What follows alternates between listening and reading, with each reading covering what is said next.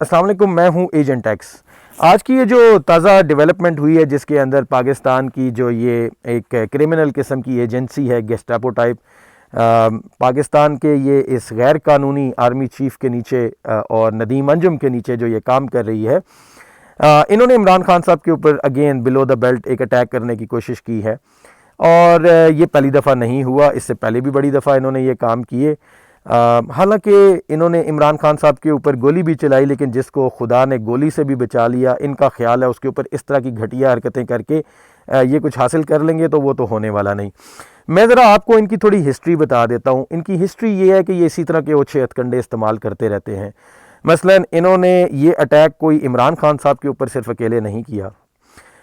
یہ جو اٹیک ہے جو شاہ زیب خانزادہ کے پروگرام میں کروایا گیا خاور مانیکا کو اغوا کر کے، اسی طرح کی حرکتیں انہوں نے فاطمہ جناح کو غدار قرار دینے کے بعد بھی کی۔ ان کو الیکشن سے باہر رکھ کے، ان کو 2 نمبری سے ہرا کے، اور اپنے آپ کو اس ملک کے اوپر جب ایوب خان نے مسلط کیا، اس کے ساتھ جس طرح آج پی ڈی ایم ہے، اس وقت ذوالفقار علی بھٹو ہوتا تھا، انہوں نے مل کے ایک پریس کانفرنس کی باقاعدہ فاطمہ جناح کے خلاف، اور ان کی جو میریٹل رائف ہے اس کے اوپر انہوں نے کویسچن اٹھائے کہ یہ خاتون جو ہیں مادر ملت، یہ شادی کیوں نہیں کرتی، اور بہت ہی غلیظ قسم کے الزامات انہوں نے لگائے، اور اس کے ساتھ ساتھ انہوں نے وہ کچھ اور بھی ایسی باتیں کی جو ہم لوگ شاید کبھی کر نہیں سکتے، کبھی سوچ بھی نہیں سکتے۔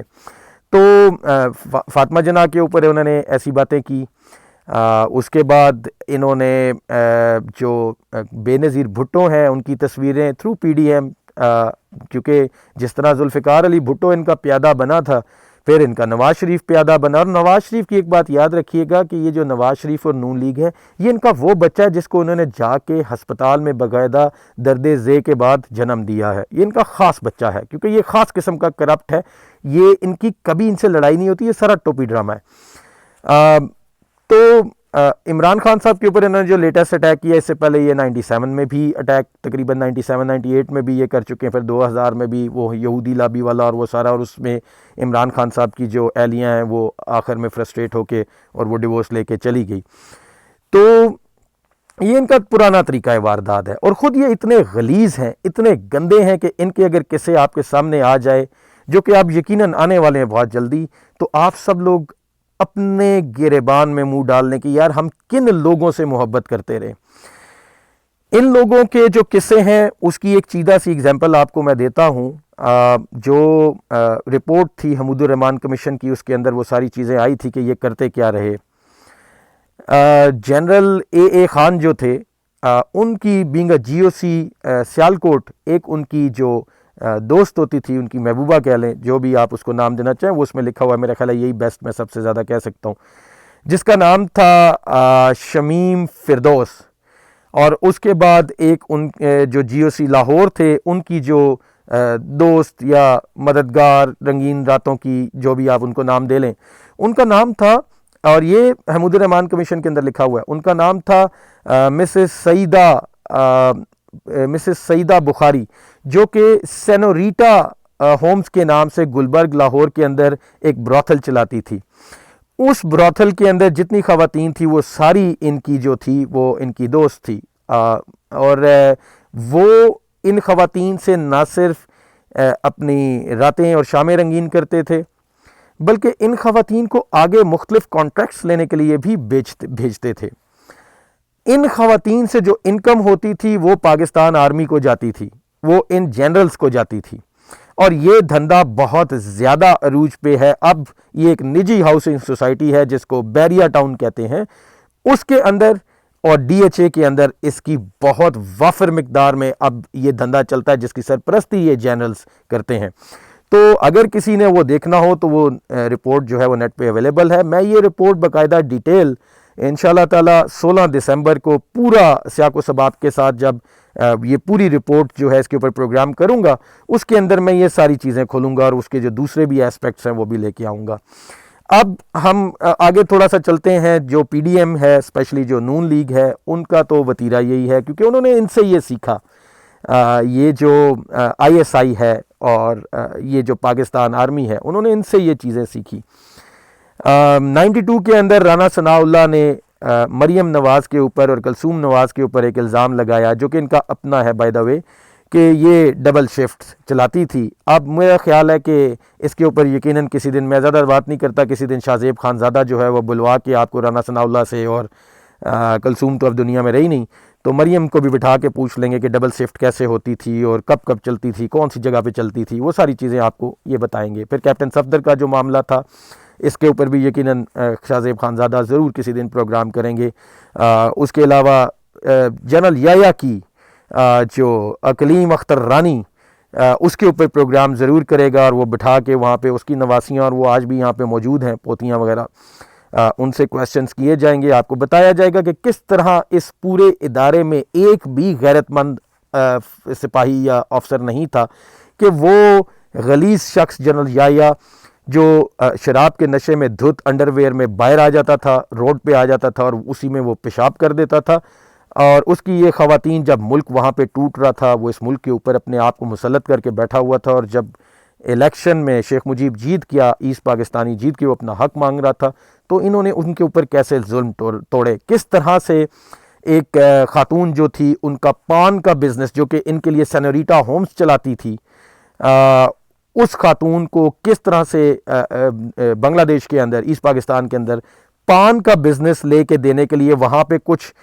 جو پان کے ایکسپورٹرز تھے ان کا کاروبار کیسے تباہ کیا گیا، اور ان کو بیچ میں ان کیسے کیا گیا جو ان کے لیے یہاں پہ پاکستان میں سے خواتین کا بندوبست کر کے ایون بنگلہ دیش تک بھی بھیجتی تھی.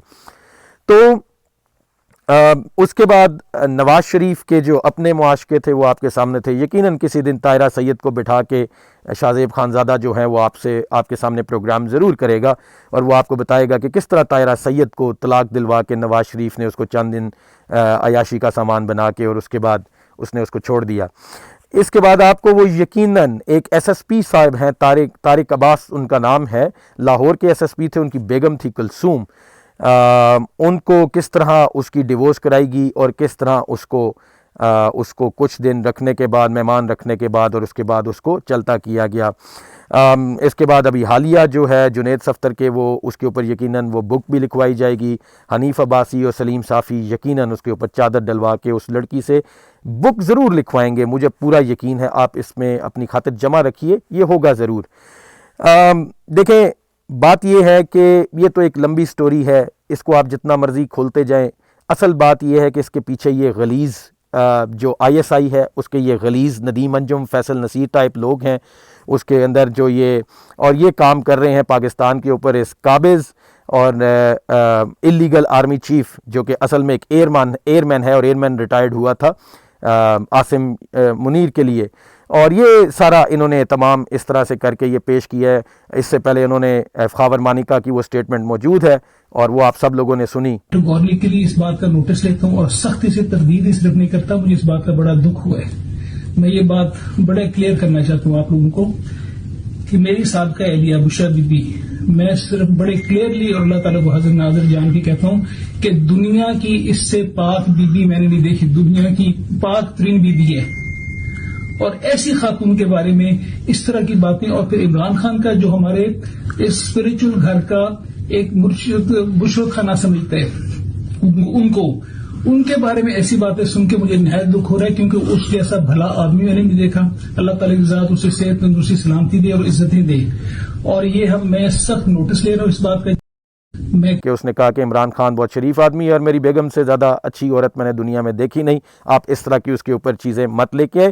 یہ بڑی حیران کن بات ہے کہ اس کو اغوا کیا گیا، 2 ہفتے اس کو اغوا کر کے رکھا گیا، اور اس کے بعد اس سے زبردستی اس طرح کی سٹیٹمنٹس جو ہیں وہ دلوائی گئی. تو اس سے تو کوئی فرق پڑنے والا نہیں. ہاں، اس بے غیرت فوج میں کوئی ایسا نہیں تھا جس نے یحییٰ کو گولی نہیں ماری، جس نے مشرف کے جو معاشقے تھے وہ سب کو معلوم ہے، اسلام آباد کے وہ کون سے بزنس مین تھے جنہوں نے اس کو کون سے ملک کی خواتین کو منگوا کے پیش کیا، یہ سب لوگ جانتے ہیں. تو آخر میں آپ کو ایک چیز اور بتاؤں کہ یہ جو خاص کر بحریہ ٹاؤن اور جو یہ ڈی ایچ اے ہیں، اس کے اندر براتھلس بنے ہوئے ہیں، جس میں بہت سارے ان کے فرنٹ مین ہیں. میں ایک نیا ولاگ اس کے اوپر اس فرنٹ مین کے اوپر کروں گا اور وہ میں آپ کو بتاؤں گا. آپ سوچئے کہ ملک ریاض کی جو بیٹی ہے، جب وہ اس اداکارہ کے گھر جاتی ہے اور اس کے اوپر چھاپا مارتی ہے جس میں اس کا اپنا جو ہسبینڈ ہے وہ بھی وہاں پہ موجود تھا عثمان. تو وہ اس کو دھمکی کیا دیتی ہے؟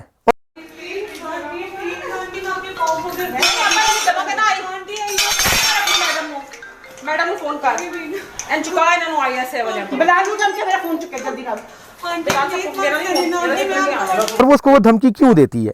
وہ اس کو کہتی ہے کہ بلال کو فون کرواؤ اور ان کو آئی ایس آئی کے حوالے کروں گی میں. ایک عورت کی نجی زندگی کے معاملات میں آئی ایس آئی کا کیا تعلق ہے بھائی؟ آئی ایس آئی کا تعلق ہے کیونکہ وہ سیف ہاؤسز، وہ براتھل سارے آئی ایس آئی کے ہیں. وہ بلال جو ہے میری انفارمیشن کے مطابق وہ جو بلال صاحب ہیں وہ اس وقت لیفٹیننٹ جنرل ہیں اور منگلا کور کے کور کمانڈر ہیں. ہو سکتا ہے یہ انفارمیشن غلط ہو لیکن اس وقت وہ ایک میجر جنرل تھے اور اس کے اندر وہ کام کر رہے تھے. اور ان کو آپ یہ دیکھ بھی سکتے ہیں.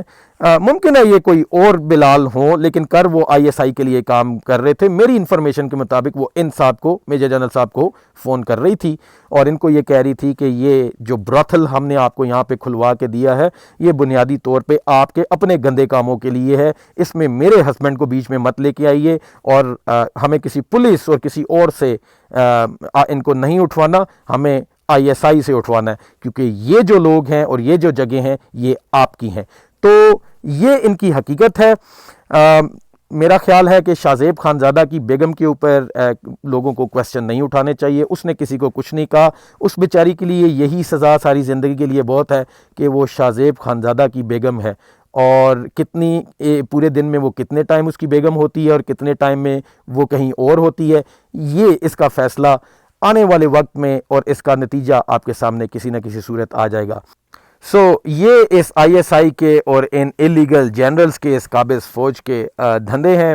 یہ پاکستان کے اندر جب اماراتی کنٹریز سے جو یہ دبئی وغیرہ سے شیخ وغیرہ آتے ہیں اور اس کے علاوہ سعودی جو یہاں پہ آتے ہیں، ان کو ہرن کا گوشت، ان کو تیتر اور ان کے ساتھ پاکستانی خواتین جو ہیں وہ پیش کرنا، یہ ان کا محبوب مشغلہ ہے. اسی طرح کے براتھلز یہ چلاتے ہیں. اب سنا ہے کہ ان کے گروپس دبئی بھی جاتے ہیں. شاید اب جتنے فریکوینٹلی فضل الرحمان تھائی لینڈ میں چکر لگا رہا، ہو سکتا ہے کہ عنقریب یہ تھائی لینڈ کی بھی جو مارکیٹ ہے وہ ان کے قبضے میں آ جائے. تو یہ اس غلیظ ایجنسی کا کردار ہے. اس کے اوپر صرف ہنسیے اور ان کے جو یہ اس طرح کے شگوفے ان کو انجوائے کیجئے. پھر ملیں گے کل ایک نئے ولاگ کے ساتھ. پاکستان زندہ باد، عمران خان زندہ باد.